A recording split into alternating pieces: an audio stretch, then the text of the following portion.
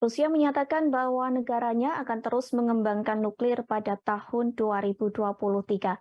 Hal tersebut disampaikan oleh Kepala Pertahanan Rusia yakni Sergei Shoigu pada Selasa 10 Januari 2023. Dia mengatakan pengembangan nuklir itu untuk menjaga kesiapan tempur negaranya. Pasalnya, negara nuklir menjadi jaminan utama kedaulatan dan keutuhan negara Rusia. Bahkan pengembangan nuklir tersebut telah dibicarakan pada akhir Desember 2022 silam. Dalam pembicaraan tersebut, Presiden Rusia Vladimir Putin pun ikut serta.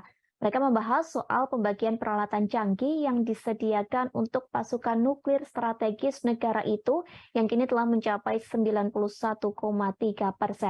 Menurut Sergei Shoigu, pengembangan nuklir ini akan mencapai tingkah di mana pencegahan strategis terjamin.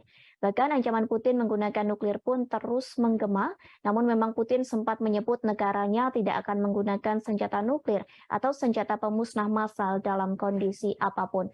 Hal tersebut disampaikan oleh Putin dalam pertemuan Dewan Hak Asasi Manusia tahunan Rusia.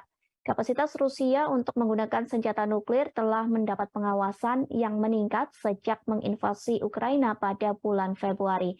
Putin menegaskan dalam keadaan apapun, Rusia tidak akan menggunakan senjata nuklir terlebih dahulu.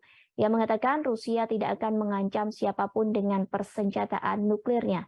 Putin juga mengklaim bahwa negaranya memiliki senjata nuklir paling modern dan canggih di dunia.